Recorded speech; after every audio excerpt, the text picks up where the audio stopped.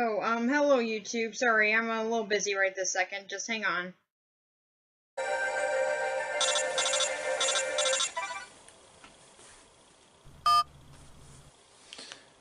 Hello? Hey. Oh, hey. How you been? It's been a while. Good. So, my 100th review is coming up, and I was wondering if you'd like to do a crossover for it. Oh, you want to do a crossover with me, you say? Alright. What do you want to review? Awesome. Blues Brothers 2000. Reviewer, remember that episode I did where I stated the things I will not look over? Yeah? Blues Brothers 2000 clearly falls under the criteria of anything official or company made. I mean, I state what I look over at the beginning of every episode. You have seen my show, right? Yeah, every episode. Oh, really? What do I look over then? Fan-made media? Who's Silverwolf? You with an eye patch? Correction, a psychotic mercenary who is damn close and having my head on a plate. Okay, try this. What was my first review? Something about Tumblr, right? Goodbye, reviewer.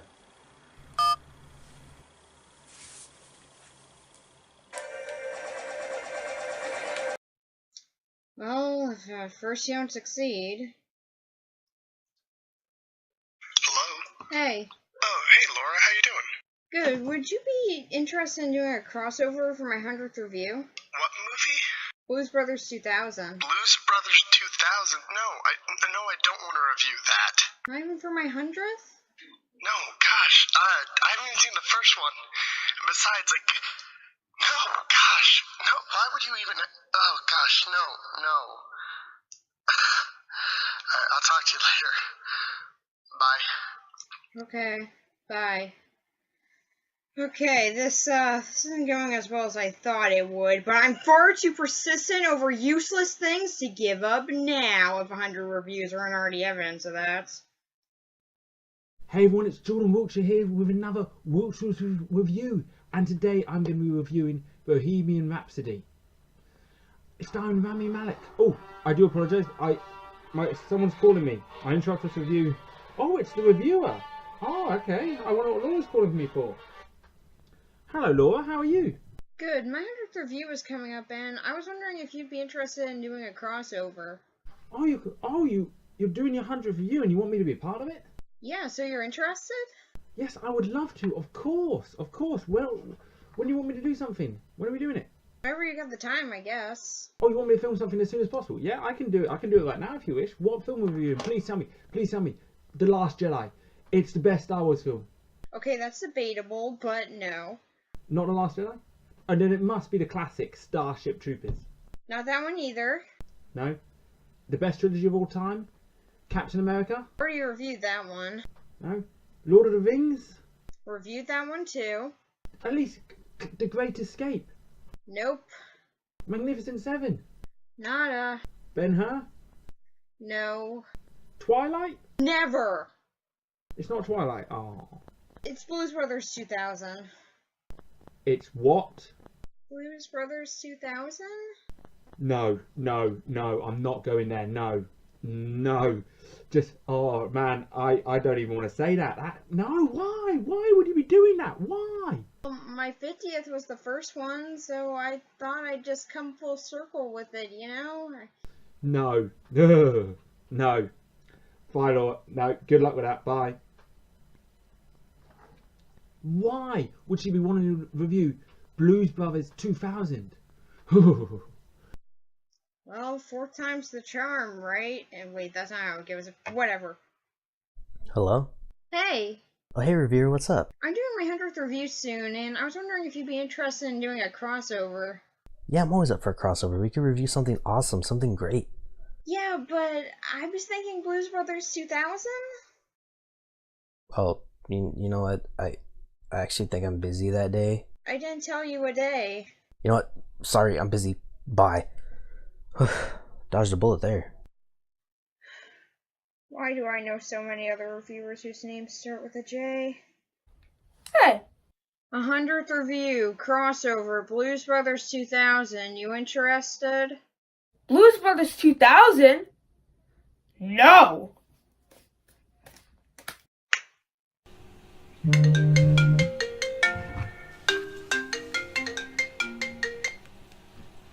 Hello? Who's this? Hey, it's the reviewer. Okay. What you want? You maybe being in my 100th review? Please, it's on the Blues Brothers. Okay. Wait, the one with Dan Aykroyd? John Belushi? No, the other one. Not the one with John Belushi.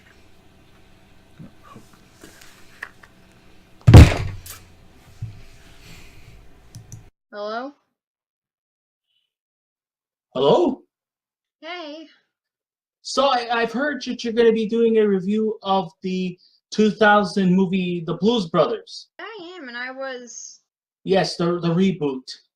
It's actually more of a sequel than a reboot, but anyway, I was... I was kind of hoping that maybe James Belushi would have been in there, being that his brother, the late John Belushi, was one of the Blues Brothers. That would have been really cool. I mean, I haven't seen much of his work, but it would have sort of given a bit more of a connection between the... Wait, that's not why I called. I was wondering if... You're going to be doing a review on it. Well, you know what? I really, really look forward to it. Actually, I was wondering if you'd like to do a cross... Well, I guess this ends our little phone number discussion. Well, you take good care, and remember, keep watching those movies. And I'll see you around. Goodbye. Over. Guess not. Oh, I just can't decide. I mean, I could listen to this record, I could listen to this record, but why not listen to this one? Big Hassy sounds good. Oh, hello there. My totally realistic phone is ringing at the moment. I better answer. Hello? Hey, I'm getting ready to do my 100th review, and I was wondering if you'd like to do a crossover. Sure, I mean, what film is it? I mean, it can't be anything that bad now, can it? Blues Brothers 2000? I'm sorry, but Blues Brothers 2000? You think that my talent is so low for this? No, I will not do this. I am not wasting my time on this. Alright? Alright, let's get back to that recasting then. Whew. Well, I guess it's just you and me, Todd.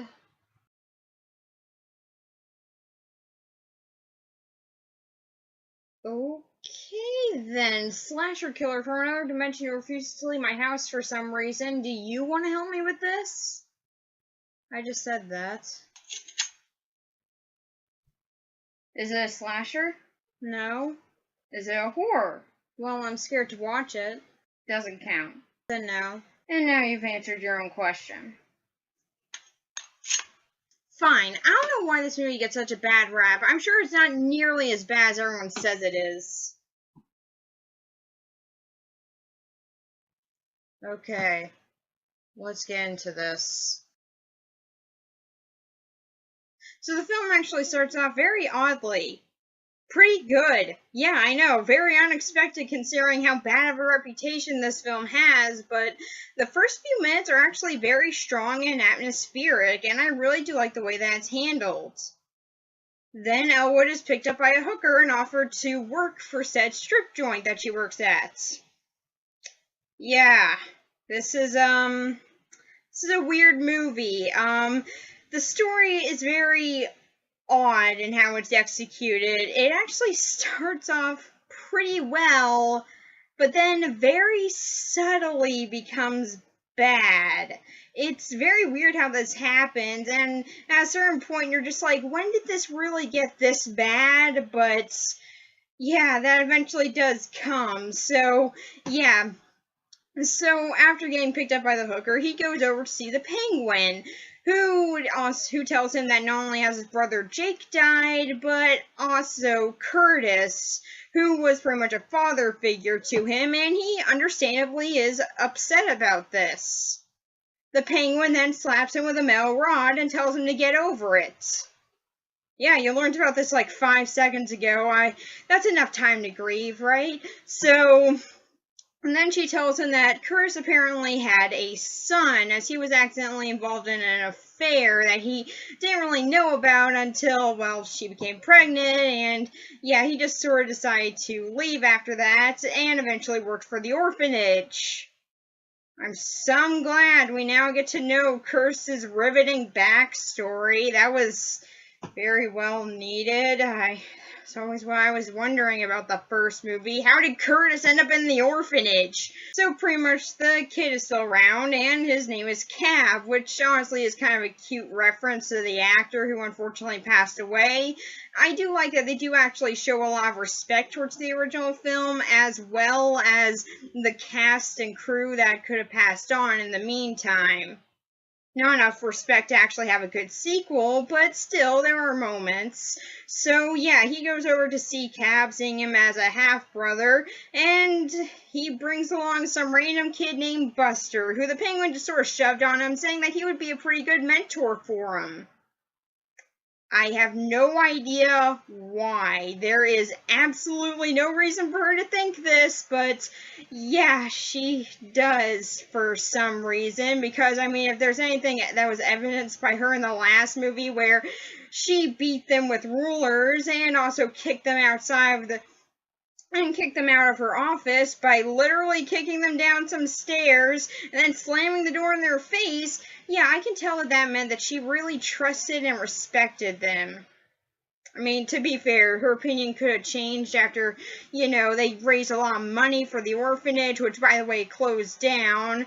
Might piss off a few people who are fans of the original, but I mean, it's kind of realistic if you think about it. I mean, yeah, Jake and Elwood helped them get back to their regular finance and help them, balance it out, but that doesn't mean that there wouldn't be expenses after that, and I mean, if they had no one to help them out with getting that in 18 years, yeah, they're not gonna be able to keep that thing open. So, yeah, it sucks that it kind of ended, but yeah, it honestly does seem kind of realistic to me, so I have no real complaints about that. But yeah, still, I don't know why exactly she would really trust Buster in the care of Elwood, but I mean, at least we got a new character.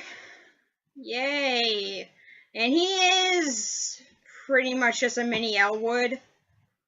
Just has way less importance to everything. Yeah, they keep on acting like he's important to this movie, but he's really not. He's just sort of there for a bit, and he might get a line or two, but after his introduction, he doesn't do much. So, yeah, anyway, though, Elwood goes to see Cab, and he lists off the amount of money it cost to make the original film, which I honestly thought was kind of cute. And he obviously isn't really that fond of Elwood, as he immediately tells him about the affair that his mother had. Believe it or not, that would not really get you guys on good terms. And so he decides to just kick them out of the police station, which he's now in charge of. So pretty much for the rest of the movie, it's Elwood going around trying to get the band back together for reasons unknown, while also trying to convince Cab that he actually is a blues brother and should embrace that, all the while competing in the Battle of the Bands, which is held by a 300-year-old voodoo queen. This all makes total sense. Oh, and also, by the way, Elwood's now being chased down by the police because apparently, even though the Penguin put Buster in his care, she's surprised that they went somewhere, and that is viewed as kidnapping.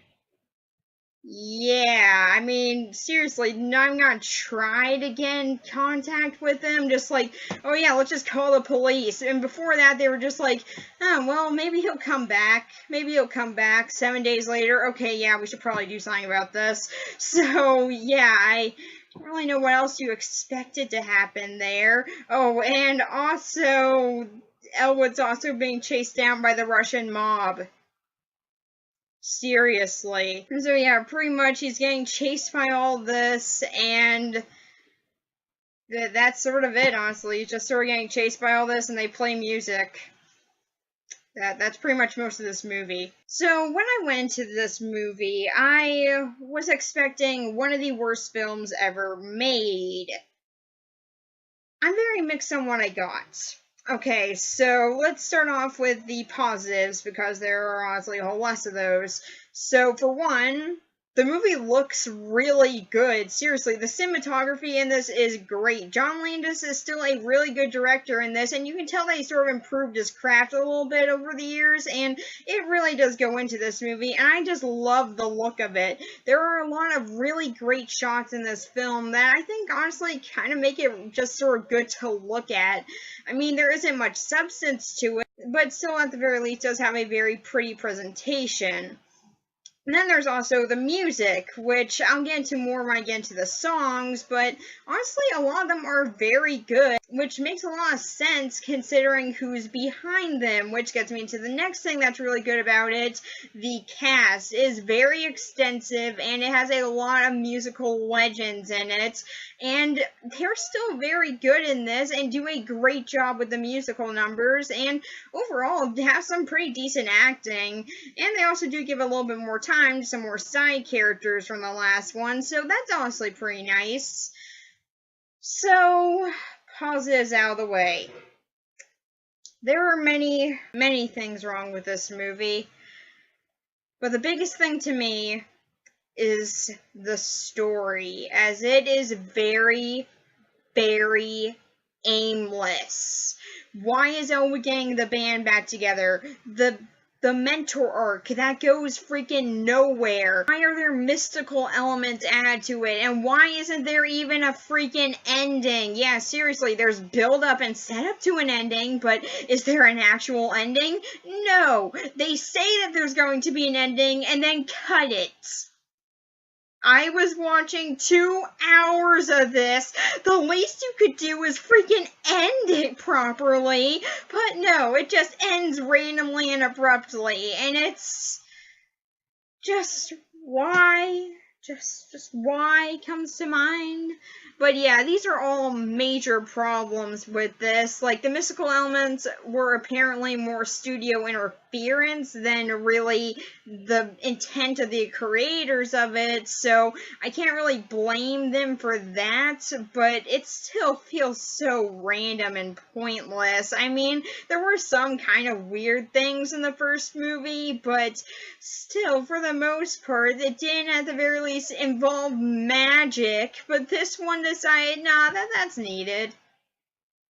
Why? I mean, apparently it's supposed to be more fantasy-oriented, although it's not really until, like, the last half hour. So, really, it just begs the question, what was the point of that? But yeah, the biggest thing that I had a real problem with was why Elwood gets the band back together, because there's no reason. In the first movie, they had a very clear, very understandable reason. I mean, the band members might not have known about it until the end, but still, you could tell they were in sort of a position in their lives where they kind of wanted to sort of go back to the days when they were in the band and when they were with Jake and Elwood. They kind of wanted that fun and adventure back in their lives. However, in this one, they got perfectly fine lives, and they seem to be enjoying them, so they join up for no reason. However, they question many times why they're doing this, and they're never given an answer. This could have been changed so incredibly easily. It is just mind-boggling to me that they could not put in the simplest reason.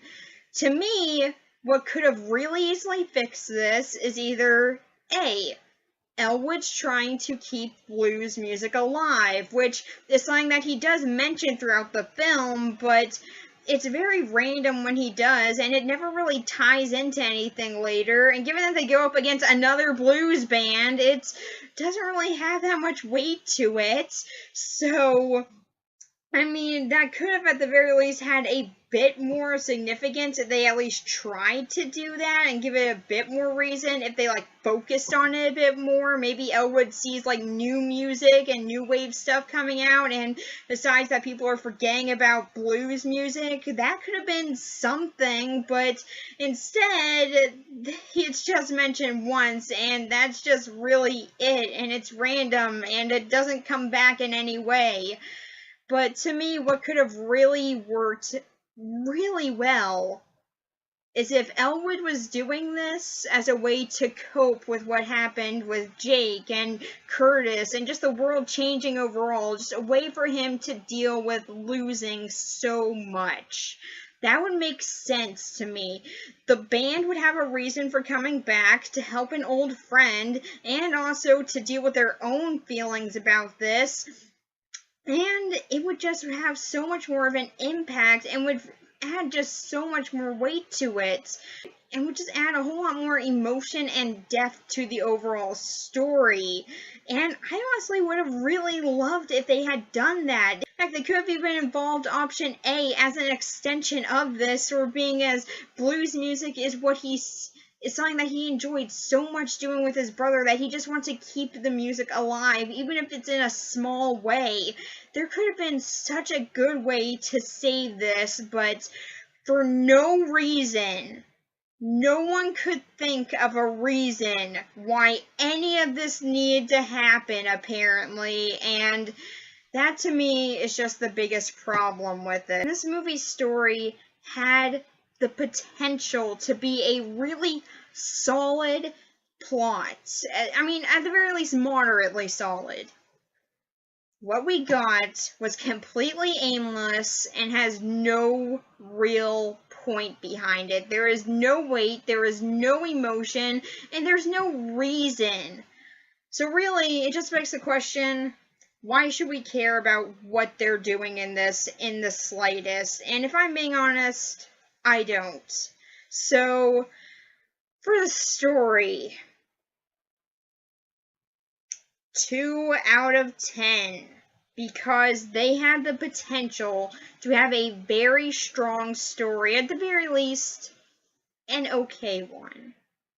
But no one decided that that was needed. No one decided that there was a reason for any of this. Instead, just have some music videos and have a little bit of a story to weave it together. And amazingly, that doesn't make for a good plot. So yeah, 2 out of 10. Are the characters any better? Well, let's get into them. So for the characters, let's start off with Elwood Blues.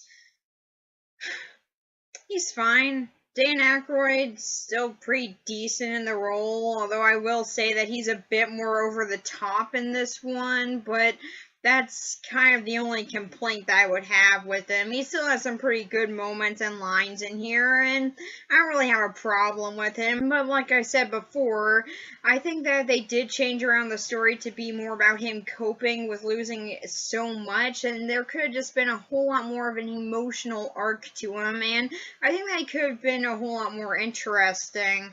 So I'm disappointed that they couldn't have taken advantage of something that was staring them right in the freaking face. But still, as is, he's fine in this. Then there's Buster. He has no point in being in this movie. Seriously, there's no point. We have 3 new additions to the band in this. Buster, Mac, and Cab. So why can't we just cut out the one that's totally useless? Seriously, there is no point to Buster outside of they needed a police chasing them bit. And that was really it. But there's no reason for it, and honestly, it makes no sense why he's even being chased, as the Penguin made him his mentor. That's probably what he was going around doing. What else was she expecting him to do here? But yeah, Buster, I mean, at the very least, I'll give him this. The kid that plays him does a pretty good job. I mean, I didn't really have any complaints with him, and to stay straight-faced and working around so many other big-name actors, yeah, I mean, I gotta give him credit for that. So, while the kid isn't bad or anything, he just ultimately feels very useless, and that's probably my biggest gripe with him. Then there's Mac, played by John Goodman, who, and I'm pretty sure that this was originally going to be the character that James Belushi was going to be playing. However, due to him getting tied up with other projects, he wasn't able to do that. Honestly, to me, that really sucks. I think that I mean, this is a movie that his brother was in. I mean, you'd think that he would maybe, I don't know, push some of that aside to be in this, but he decides not to. I mean, if Dan Aykroyd and John Goodman went without pay for this, I think that he could risk losing one job, but honestly, I rather enjoy Mac. I do like how they sort of handle that he wants to be like Elwood and Jake, but he doesn't really have what it takes. He's very awkward most of the time because of that, but you can tell that was intentional, and I honestly find that to be kind of fun. And John Goodman is honestly just really good in this role, and I was very surprised to see that he actually had some pretty good pipes on him when it came to singing. For the most part, I enjoy Mac in this, although if he had a shotgun axe, he would have been way better. What, Agents of S.H.I.E.L.D. is fun. So, then there's Cav, the son of Curtis, and again, I feel like this character could have been a whole lot more interesting. I mean, look, okay, I get that the first movie isn't very interesting, but I still feel like this could have been a much stronger character than he is. I mean, for most of the movie, he's rightfully chasing down Elwood until seeing the light by getting carried out of a tent and having his clothes magically change and then being returned down to Earth and then realizing that his rightful place all along has been with Elwood. I have so many questions. I mean, okay, look, the seeing the light thing was pretty over the top in the first one, too, but dear God, it didn't carry someone out of the building.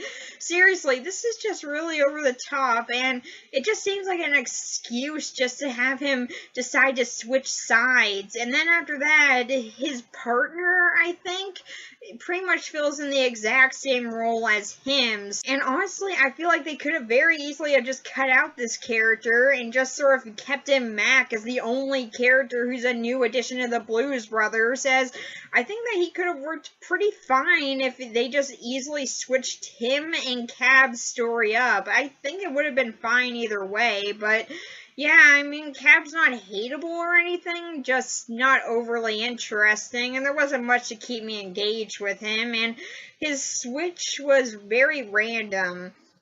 And as for his partner, she's fine. For most of the movie, she sort of questions why they're chasing down the Blues Brothers, until ultimately she sees Cab get taken out of a tent magically and says that the Blues Brothers are responsible because there were a bunch of wires and light stuff in there. I mean, I could see why you would think that.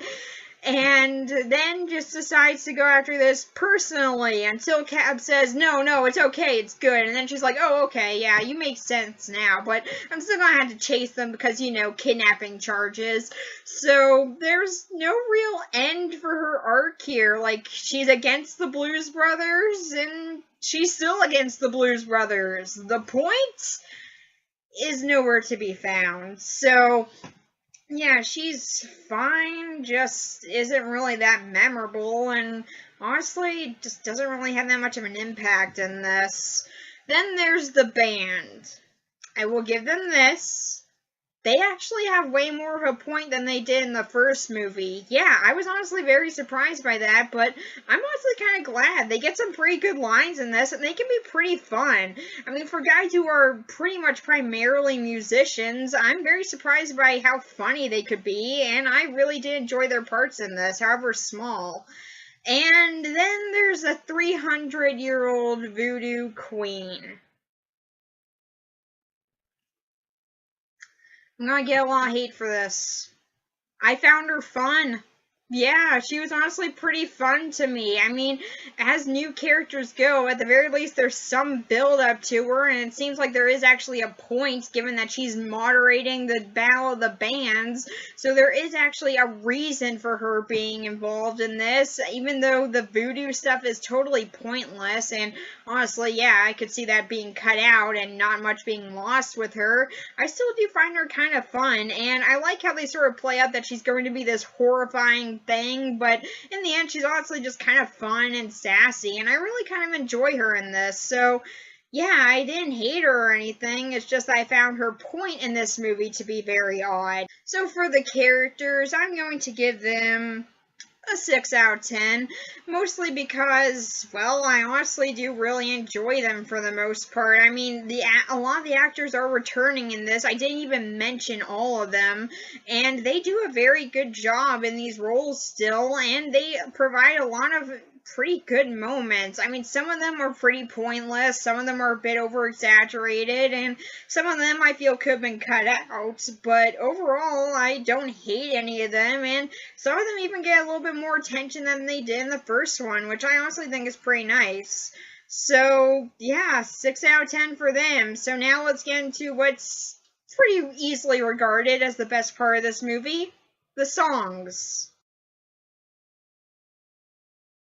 Okay, so the music, like I just said, is easily regarded as probably the best part of this movie, and yeah, I totally agree. The music in this is great. We still got a whole lot of musical legends providing these, and they're really solid, if a little bit odd for some of them, like Voodoo Queen's Caribbean song, like, okay, I mean, I get that she wanted a different genre, that's fine, but Zombie Edition is a little bit odd, but still, overall, it makes for some very fun music videos.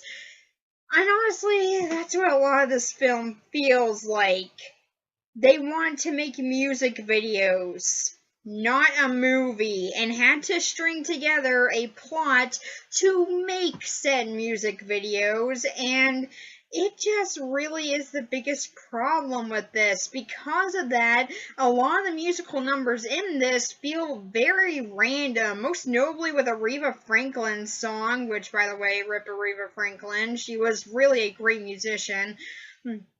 But yeah, most notably with her song, because it's just like for 1 second she's just giving random exposition to her husband, you know, like you do.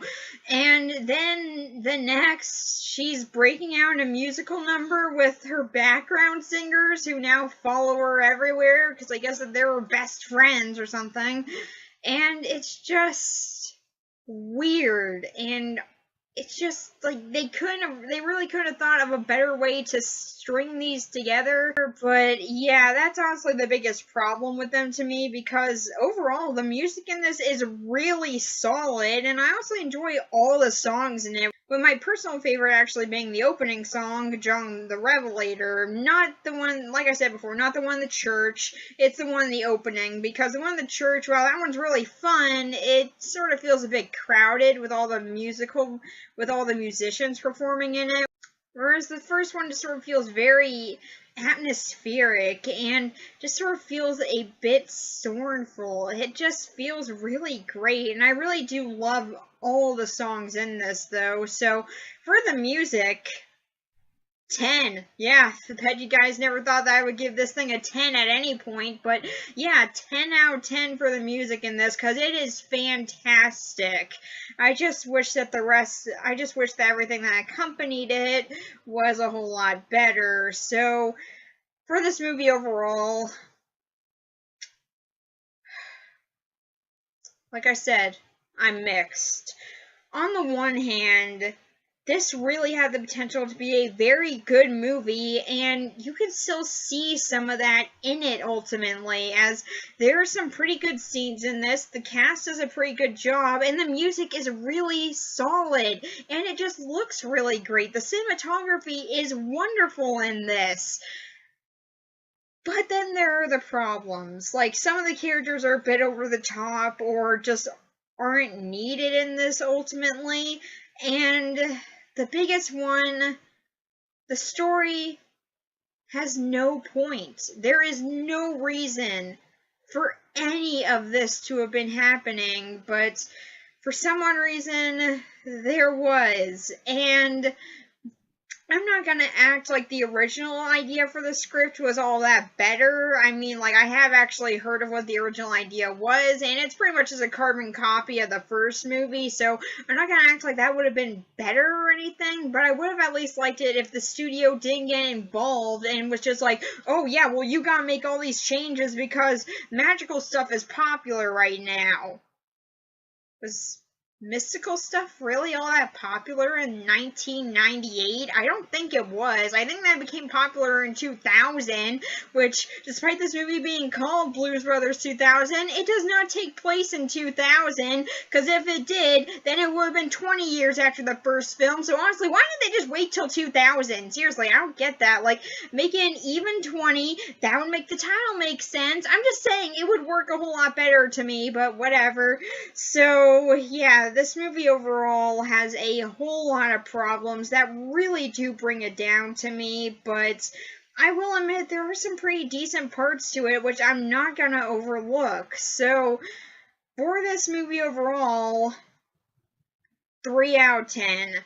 Yeah, I mean, honestly, I'm pretty sure that a lot of you would get pretty pissed that I didn't give it a full 1 or something, but still, I do think that there were some pretty decent parts in this, which honestly surprised me. I didn't enjoy the movie, but I didn't hate it either, and I just really was kind of just more disappointed that it could have been so much better than it really was.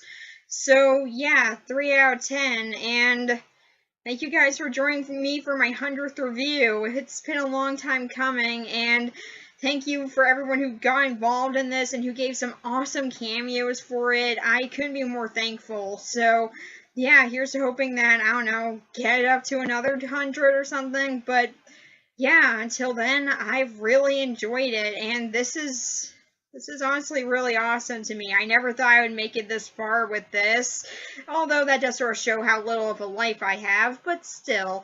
And I still am very thankful to everyone who's been watching or who has supported me throughout this, so thank you guys so much. So, yeah, that's pretty much it for Blues Brothers 2000.